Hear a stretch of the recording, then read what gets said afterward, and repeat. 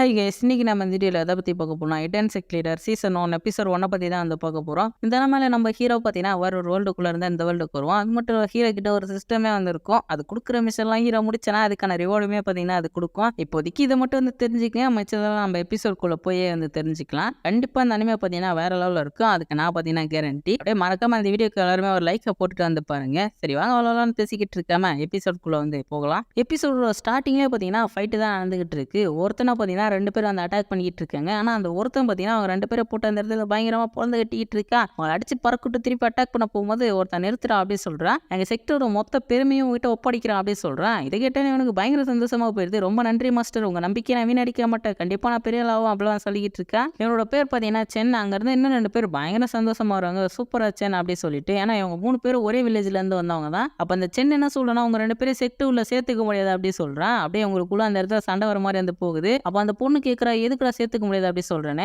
அது இருக்காலே ஒரு சுத்த வேஸ்ட் பீஸ், அதனால சேர்த்துக்க முடியாது, நீ வேணா எனக்கு வேலைக்காரியை வந்து சேர்ந்துரு அப்படி சொல்லிட்டு கேட்கறா. உடனே அந்த பொண்ணு ஓகே சொல்லிடுறாங்க. அங்க இருந்தா இல்லையா அவனுக்கும் அந்த பொண்ணுக்கும் ஏற்கனவே என்கேஜ்மெண்ட் ஆயிடுச்சு. ஆனா அந்த பொண்ணு பார்த்தீங்கன்னா அவனை கழட்டி விட்டுட்டு அந்த சென் கூட போய் சேர்ந்துறா. அப்படியே அந்த சென் சொல்றான், நான் உன்னை கூடி சீக்கிரம் இந்த இடத்தோட அஃபீஷியல் டிசப்பிளாவே வந்து மாத்திரா அப்படின்னு. ஃபர்ஸ்ட் எபிசோட்லயே பார்த்தீங்கன்னா பிரேக்கப் ஆகி போச்சு. இதை மாதிரி தான் லெஜெண்ட் ஆஃப் சியானோலயே ஃபர்ஸ்ட் எபிசோட்லயே பிரேக்கப் ஆயிரும். அதுக்கப்புறம் அந்த சென் பார்த்தீங்கன்னா அவனை அடிச்சு பறக்க விட்டாரான். அடிச்சு பறக்க விட்டுட்டு அவனை கொள்ளலான்னு போவானா. அந்த டைம்ல அந்த சென்னோட மாஸ்டர் சென்னுக்கு ஒரு சோடை கொடுக்குறான், இதை யூஸ் பண்ணி அவனை கொல்றா அப்படின்னு. சென் அவனோட மாஸ்டருக்கு நன்றி சொல்லிட்டு அதுக்கப்புறமேட்டு என்ன சொல்றான், நீ இந்த ஸ்வாட் கையில சாகிறதுக்கு நீ ரொம்ப கொடுத்து வச்சிருக்கா அப்படின்னு சொல்லிட்டு அட்டாக் பண்ணதுக்கு போறான். அந்த டைம்ல தான் நம்ம ஹீரோவோட என்ட்ரி. மாசா அப்படியே பயங்கர வெளிச்சத்தான ஹீரோ அந்த இடத்துல வந்து நிக்கிறான். உடனே பாத்தீங்கன்னா நம்ம சென்னை விட்டு ஹீரோ அட்டாக் பண்ணுவானுங்க.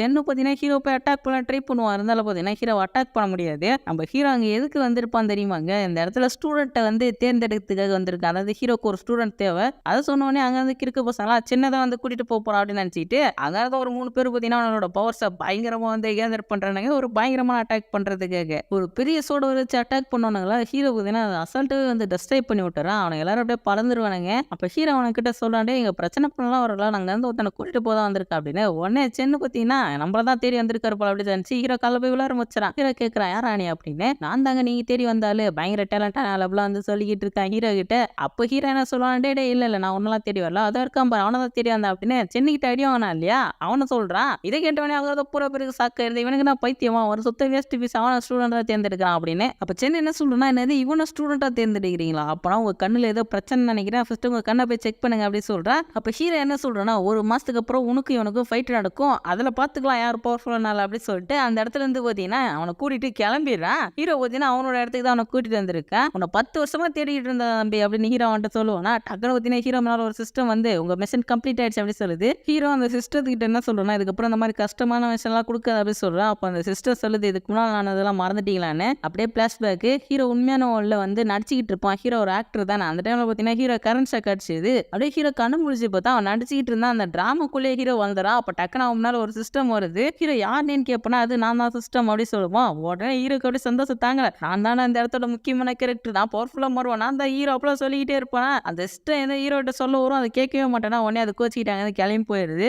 3 வருஷத்துக்கு அப்புறம் காட்டுறாங்க ஹீரோ பார்த்தீங்கன்னா இந்த இடத்துல கூலி வேலை செஞ்சுக்கிட்டு இருக்கு. அதுக்கப்புறம் அந்த சிஸ்டம் பார்த்தீங்கன்னா திரும்ப ஹீரோ கிட்ட வருது. ஹீரோக்கு அதை பார்த்தோன்னே சந்தோஷம் தாங்க முடியல, சிஸ்டம் நீ திரும்ப வந்துட்டு அப்படி சொல்லுவான். அதுக்கப்புறம் அதுக்கிட்ட சொல்றேன், அதுக்கப்புறம் நான் விட்டு அதிகமாக பேசவே மாட்டேன் அப்படின்னு. எனக்கு இந்த இடத்துல ஹீரோவெல்லாம் இருக்கவே தேவையில்ல, ஃபர்ஸ்ட் என்னோட வீட்டுக்கு நான் அனுப்பி அப்படின்னு ஹீரோ அந்த சிஸ்டம் கிட்ட கேட்கறான். அந்த சிஸ்டம் சொல்லுது, உன்கிட்ட இப்போ சுத்தமாக பவர்ஸே இல்லை, நான் கொடுக்குற மிஷன்லாம் முடிச்சா அவனுக்கு பவர் கிடைக்கும், அதுக்கப்புறம் நீ வீட்டுக்கு போகலான்னு. ஃபர்ஸ்ட் மிஷனே பார்த்தீங்கன்னா ஹீரோக்கு ஸ்டூடெண்ட்டை தேர்ந்தெடுக்கிறது தான். ஹீரோ அவனோட மிஷனை கம்ப்ளீட் பண்ணிட்டான் இல்லையா. அந்த சிஸ்டமும் பார்த்தீங்கன்னா ஹீரோக்கு அதுக்காக ரிவார்ட் கொடுக்குது. ஆனா அந்த ரிவார்டு எல்லாமே பார்த்தீங்கன்னா சுத்த வேஸ்டா இருக்கும். ஹீரோலாம் கடுப்பாயிருவான். அப்போதான் அந்த ஃபர்ஸ்ட் ஸ்டூடெண்ட் ரொம்ப வீக்கா இருக்குன்றத ஹீரோட்ட சொல்லுவான். அதை கேட்டோன்னே ஹீரோக்கு சாக்கா போயிடுது. ஏன்னா இவன் நம்மளோட மோசமா இருக்கானே அப்படி சொல்லிட்டு, நீ கவலைப்படாதடா அப்படின்னு சொல்லிட்டு ஹீரோ அவன் மேல போய் கை வைப்போம் பாருங்க. டக்குன்னு அவன் உடம்புக்குள்ள இருந்து பிளாக் டிராகன் வெளியே வருது. அப்ப அந்த சிஸ்டம் சொல்லுது, கங்க்ராச்சுலேஷன்ஸ், உங்களோட ஸ்டூடெண்ட் வந்து பிளாக் டிராகன் படி ஆக்டிவேட் பண்ணிட்டானே. ஹீரோக்கு என்ன பண்ணான்றது அவனுக்கு ஒண்ணுமே தெரியாது. இருந்தாலும் பார்த்தீங்கன்னா ஹீரோ சொல்றான், டே தம்பி நான் தான் உனக்கு வந்து பிளாக் டிராகன் படி வந்து கொடுத்துருக்கேன் அப்படின்னு. உடனே பார்த்தீங்கன்னா அவன் காலில் விழுந்து, மாஸ்டர் நீங்க தான் மாஸ்டர், வேற லெவல்னு சொல்லிட்டு இருக்கான். அவன் எத்தனை சதவீதம் ஹீரோக்கு விசுவாசமா இருக்கான்றதையும் அந்த சிஸ்டம் காட்டுது. இவன் பார்த்தீங்கன்னா 90% விசுவாசமா இருக்கான். அதுக்கு ஹீரோக்கு ஒரு ரிவார்ட் கிடைக்கும், மேஜிக்கல் ஸ்கில் புக்குன்னு.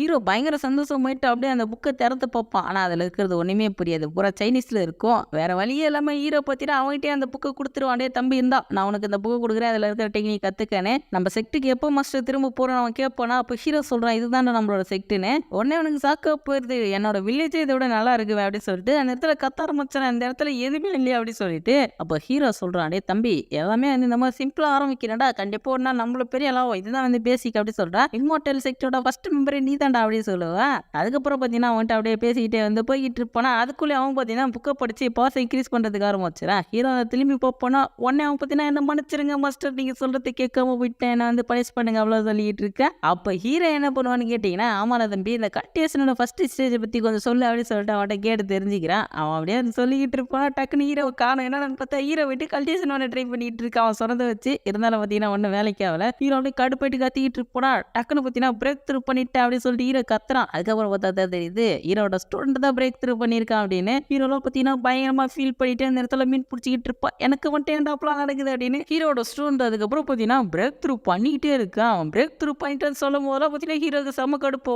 ஹீரோ அந்த இடத்துல உட்காந்து தனியாக புலம்பிக்கிட்டு இருக்கிறான். ஹீரோ அவன் புலம்புறதை வெளியெல்லாம் வந்து காட்டிக்க மாட்டான், மனசுக்குள்ளே புலம்பிக்குவான். அப்போ அந்த இடத்துல ஒரு பொண்ணு வருவோல, டக்குன்னு ஹீரோ விட்டு அந்த பொண்ணுகிட்ட நீ வந்து என்னோட ஸ்டூடெண்ட்டை தேர்ந்துக்கிறியா அப்படின்னு சொல்லிட்டு கேட்குறா. அப்போ அந்த பொண்ணு சொல்றா, ஏன்னா நீங்க சேர்த்துக்கிட்டீங்கன்னா உங்களுக்கு தான் பெரிய பிரச்சனை வரும் அப்படின்னு. டக்குன்னு பார்த்தீங்கன்னா அந்த இடத்துல ஒரு 4 பேர் வந்து நிற்கிறானுங்க. ஹீரோ அந்த பொண்ணுகிட்ட எனக்கு உனக்கு அந்த சம்மந்தமே இல்லை, நீ வந்த வழியை பார்த்து கிளம்பு அப்படி சொல்லுவானா. ஆனால் ஹீரோவோட ஸ்டூடெண்ட் சும்மா இருக்க மாட்டான், அவனுக்கு கிட்ட போயிட்டு வம்பளுக்கிறான். அப்போ அவனுக்கு சொல்லணும், இடையே நாங்கள் யார் தெரியுமா, நாங்கள் கோஸ்ட் கிங் செக்டை சேர்ந்தவங்களா, ஒழுங்கா அவளை என்கிட்ட ஒப்படைச்சிருங்க அப்படின்னு. இவனுக்கு ரொம்ப மோசமான ஆளாச்சு அப்படி சொல்லிட்டு ஹீரோ பயங்கரமா பயந்துகிட்டு இருப்பான். ஆனால் ஹீரோட ஸ்டூடெண்ட் அந்த இடத்துல சும்மா இருக்க மாட்டேங்கிறா. டே எங்க செக்டரோட லீடர் யார் தெரியுமாடா அப்படி சொல்லிட்டு பார்த்தீங்கன்னா அவன் சண்டை ஏற்றிக்கிட்டு இருக்கா. அப்போ ஹீரோ சொல்றான், டே கொஞ்ச நேரம் சும்மா இருறா அப்படின்னு. ஆனால் அவன் அப்போ கூட சும்மா இல்லாமல் அவனுங்களை நல்லாவே வந்து கடுப்பேற்றி விட்டுறான். அவனுங்க அட்டாக் பண்ணுறதுக்கு வரானுங்க. ஹீரோக்குலாம் என்ன பண்ணுறதுனே தெரியல. அப்போ சிஸ்டம் தான் ஹீரோக்கு ஹெல்ப் பண்ணுது. அவனுங்க அட்டாக் பண்ண வரும்போது பார்த்தீங்கன்னா அந்த இடத்துல இந்த ஸ்மால் வேர்ல்டை பார்த்தீங்கன்னா ஹீரோ ஆக்டிவேட் பண்ணி விட்டாரான். அவனுங்க எல்லாரும் அந்த ஸ்மால் வேர்ல்டுக்குள்ளே போயிட்டு நல்லாவே வந்து மாட்டிக்கிறானுங்க. அந்த இடத்துக்குள்ளே போனதுக்கப்புறம் இது ஸ்மால் வேர்ல்டு அப்படி சொல்லிட்டு அவனை கண்டுபிடிச்சிடறானுங்க. இது ரொம்ப வீக்காக தான் இருக்குது, இது ஈஸியாக டெஸ்ட்ராய் பண்ணிட்டு தப்பிச்சாலாம் அப்படி சொல்கிறானுங்க. அவனுக்கு எல்லாருக்கும் 8 மாதிரி இருக்கணும், பவர்ஸ் யூஸ் பண்ணி அட்டாக் பண்ணுவோம். இருந்தாலும் பார்த்தீங்கன்னா டெஸ்ட்ராய் ஆக மாட்டேங்குது. உடனே அவனுங்க எல்லாரும் ஒன்றா சேர்ந்து பார்த்தீங்கன்னா ஃபார்மேஷனை போட்டு பயங்கரமாக வந்து அட்டாக் பண்ணிக்கிட்டு இருக்கானுங்க.